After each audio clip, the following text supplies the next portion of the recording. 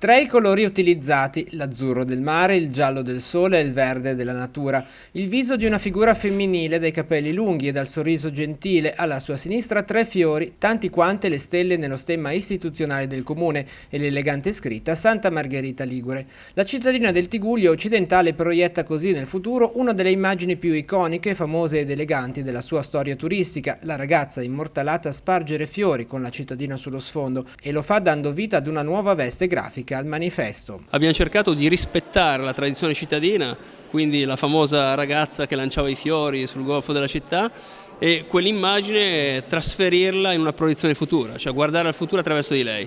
Quindi c'è sempre la donna, ci sono sempre i fiori, c'è sempre la bellezza, caratteristica naturale del nostro territorio, ma nel contempo c'è anche una nuova dimensione grafica che fra l'altro è molto flessibile, e credo che questo sia un altro grande valore, la sua identificabilità con i valori concreti del territorio, ma anche la sua flessibilità per poterla utilizzare in situazioni diverse, in contesti diversi, magari con minime variazioni che la rendano pertinente ai diversi ruoli. Il nuovo logo e le sue declinazioni sono stati messi a disposizione della città per permettere di restituire un'immagine comunicativa unica e riconoscibile. Sul sito livesanta.it si trova anche un manuale in cui sono riportate le linee guida per l'uso dell'identità visiva. È un logo ovviamente istituzionale, quindi del comune, ma a disposizione della città. Tutti lo possono utilizzare seguendo un brand book che dà tutte le informazioni necessitanti in accordo con il comune, perché l'immagine della città possa essere anche acquisita dai cittadini e turisti e portata in giro per il mondo attraverso le formule più elaborate che valuteremo insieme, specialmente l'anno prossimo. La nuova grafica promozionale è stata presentata nel Salone degli Stucchi di Villa Durazzo a conclusione di un lavoro iniziato circa un anno fa,